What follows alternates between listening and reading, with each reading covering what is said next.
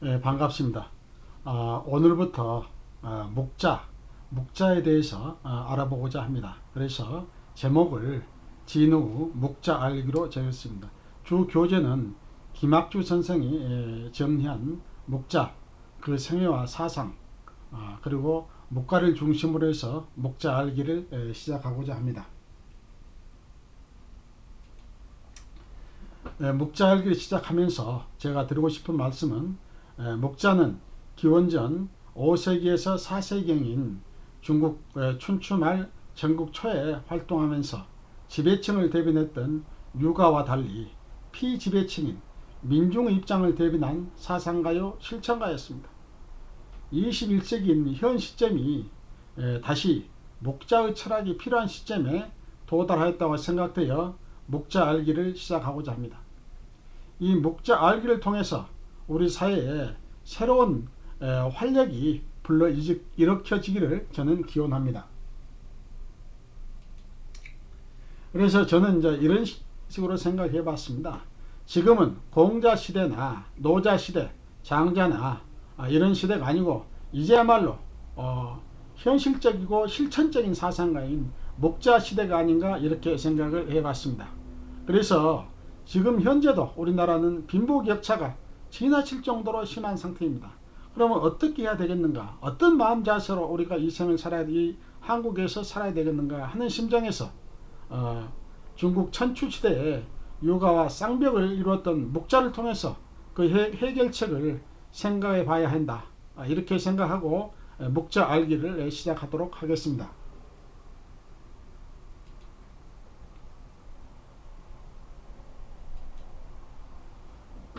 묵자 철학의 특징을 세 가지로 이렇게 해서 요약해서 일단 말씀을 드리고 상세한 것은 또 다음 차트에서 말씀드리겠습니다. 묵자 철학의 특징은 묵자는 천지, 명귀, 비명사상을 바탕으로 겸유와 비공, 전룡, 절장, 상연, 상동, 비유 등 심론을 주장하였습니다. 묵자는 이 심론의 실천을 통해서 피폐해진 민중을 구제하기 위해 목숨을 담보로 활동한 사상가였습니다. 그는 인간은 노동하고 노력하는 존재라 주장하면서 부지런히 근검전략하는 삶을 추구하고자 하였습니다. 여러분, 묵자 철학의 이 바탕을 근거로 해서 하나씩 살펴보겠습니다. 먼저 이 시간에 제 1강에서 제가 하고 싶은 얘기는, 하고자 하는 것은 묵자가 살았던 시대의 배경과 어떤 나라였는가, 이 점에 대해서 우리가 알고 그 배경을 알고 다음을 그 묵자 사상, 묵자 심론에 대해서 알아야 되기 때문에 먼저 묵자가 살았던 시대와 나라, 이 점을 먼저 배경으로 알아야 되겠다 싶어서 다시 말씀드립니다. 묵자는 BC 479년에서 381년까지 살았던 사람입니다. 그런데 묵자의 생몰 연대는 정확치가 않습니다. 정확한 기록이 없기 때문에 저것을 추정하고 있습니다. 그래서 묵자는 주나라, 중국 하은주, 그러죠. 하은주 세 나라 중에서 주왕조 노나라에서 태어나 주로 노나라를 중심으로 활동한 사상가였습니다. 물론 어떤 학자들은 제나라에서 출생했고 또 송나라에 출생했고 아니면 초나라에서 출생하지 않는가 이렇게 주장하는 학자들도 있습니다만은 대체적으로 묵자는 노나라에서 태어나서 노나라를 중심으로 활동한 사상가로 이렇게 널리 알려져 있습니다. 본래 주왕조는 본시 제국 아들인 기후 후손으로 성은 희성이었습니다. 희씨였습니다. 그래서 고공담보 아들 계력의 아들 문왕은 우리가 주역이나 이런 걸 통해서 많이 알려져 있고, 또 문왕의 아들 무왕이 이르러서 은나라의 주왕을 멸하고 주왕조를 건립하게 됩니다. 이때가 BC 1111년경입니다. 그리하여 시족의 혈연관계를 이용해서 천하의 통치체계를 강화하였고, 또한 천자는 천하의 예약과 정보를 관장하며 여러 제후들을 울타리 삼아서 천하를 다스렸습니다. 그런데 주 유황대에 이르러서 견흥 후 공격을 받아 왕이 피살되면서 서주시대는 막을 내리고 다음 평왕이 도읍을 낙양으로 옮기면서 BC 770년부터 동주시대가 시작되는데 이때부터 춘추시대가 시작되었습니다. 그래서 본래 중국 역사를 보면 서주시대에 융성을 하고 동주시대는 왕조가 서서히 쇠퇴하는 시기로 이렇게 인식하면 좋겠습니다. 그래서 유황 때에 주나라 유황 때에 쇠퇴하기 시작해서 또 평왕으로 도읍을 호경에서 호경입니다. 원래 시안이라고도 호경이라고 하고 그럽니다만은 평왕이 도읍을 호경에서 낙양으로 옮기면서 동주시대가 시작됐는데 이때부터가 춘추 전국시대가 열리는 그런 시기입니다. 그래서 BC 770년경부터 춘추시대가 시작되었다. 이렇게 아시면 되겠습니다. 이 시기에는 약육강식의 변병전쟁이 시작되어 종법제도에 의한 종족제도는 무너지고 새로운 가족제도가 발전하는 신분제도 변화가 이 시기에 시작되었습니다. 이렇게 된 까닭은 춘추 말부터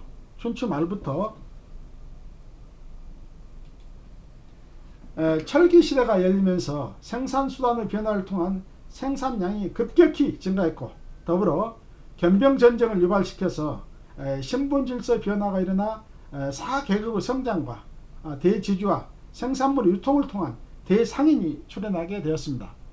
또 동주는 다시 춘추시대와 전국시대로 구분되는데 주왕실의 평왕이 낙양으로 도읍을 옮긴 해인 BC 770년부터 403년까지를 춘추시대를 하고 진나라가 한, 위, 조로 갈라진 BC 403년부터 진나라로 통일된 BC 221년까지를 전국시대라고 그럽니다.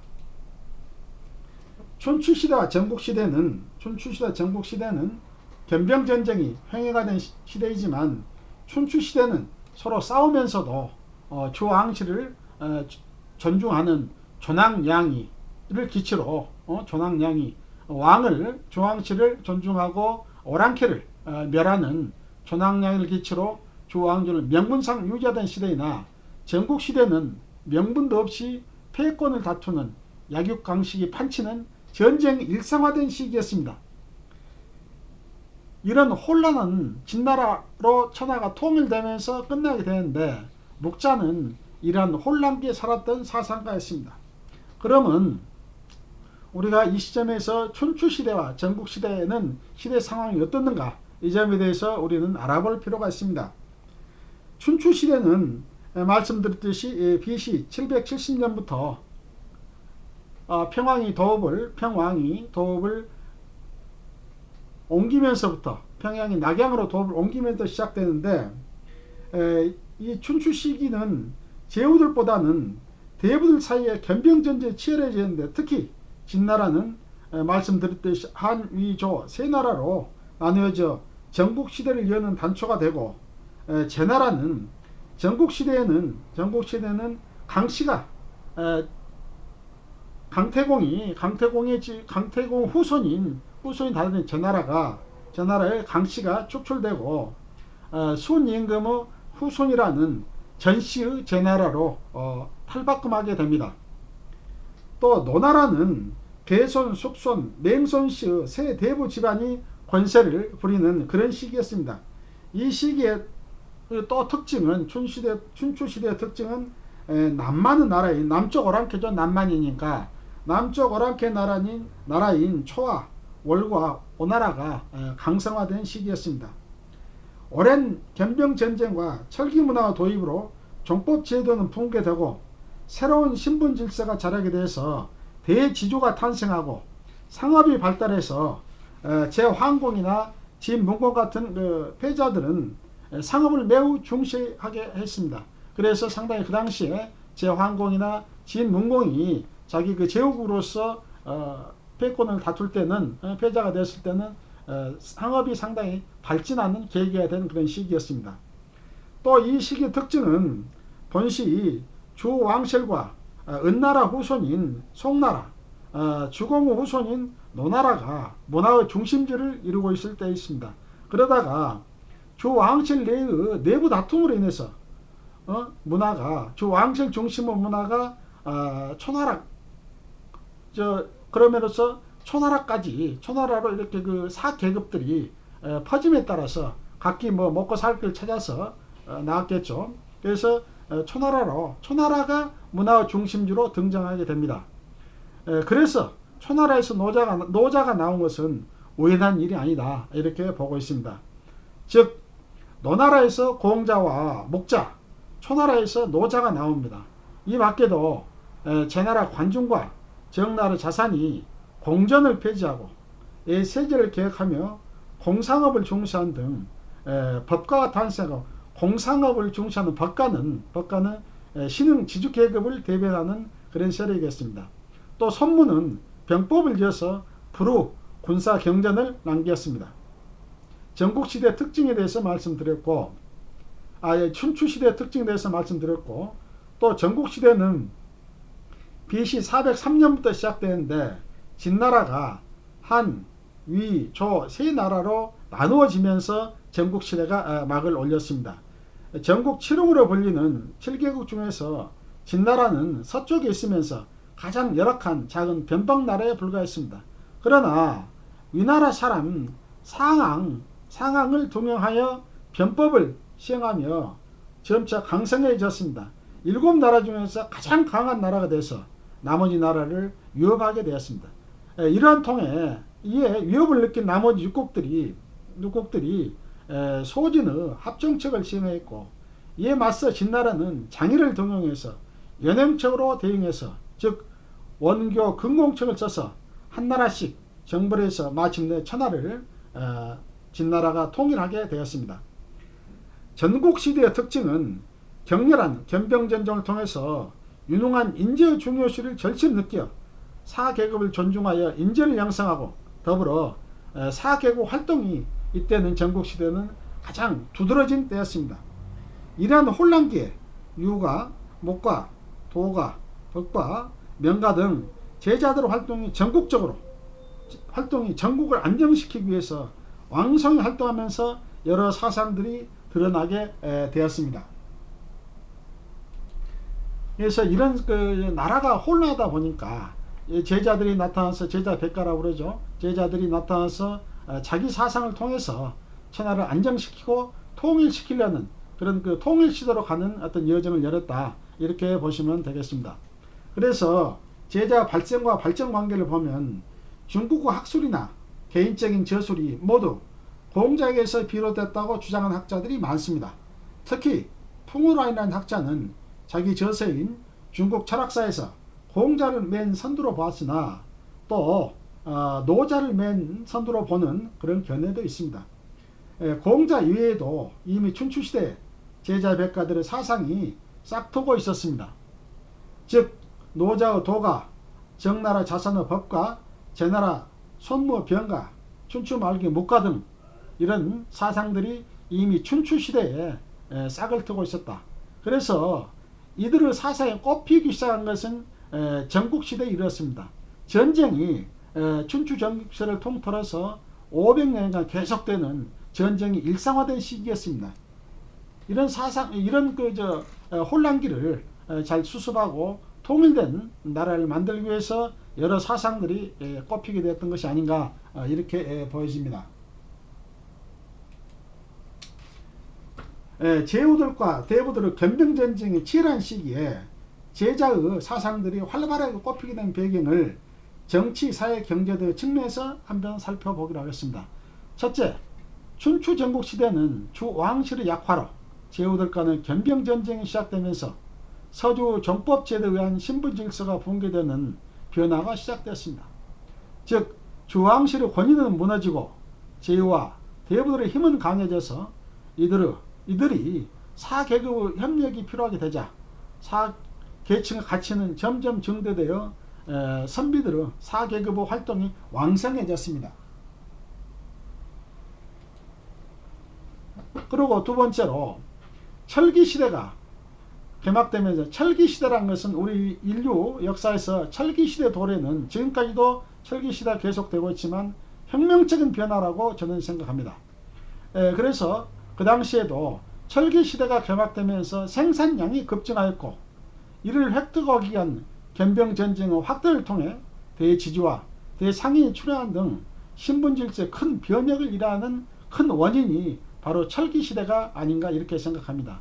이를 통해서 보면 대상인 중에는 생산물이 급증하니까 이것을 유통시키기 위한 상업이 더불어서 발전하면서 큰 상인들이 대상인들이 나타나게 되는데 제나라 관중과 진나라 여러분은 뭐 진시황제의 실질적인 아버지네 뭐 이런 얘기가 있는 진나라 여부리처럼 한나라의 재상으로 활약한 이런 사람도 나타나게 됩니다. 세 번째로 서주시대만 하더라도 교육은 귀족 자제들이라 할 수 있는 특권이었습니다.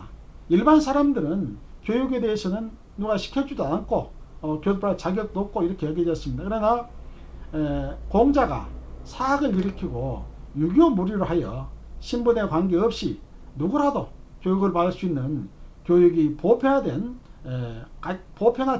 그런 상태였기 때문에 이것은 공자가 학당을 만들어서 누구라도 보편하게 교육을 받을 수 있는 기회를 제공했기 때문에 우스갯소리로 사학을 연 선구자는 공자가 아닌가 이렇게도 생각됩니다.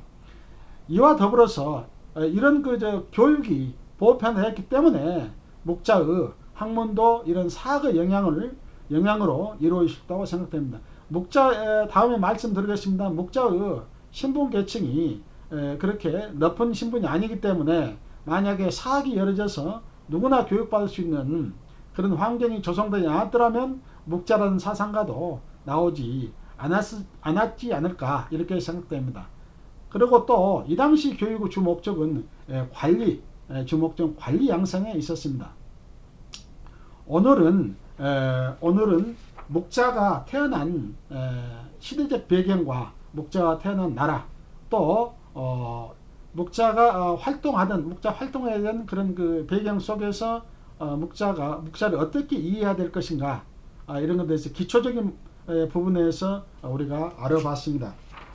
오늘은 여기까지 하고 다음에는 묵자의 생애에 대해서 알아보고자 합니다.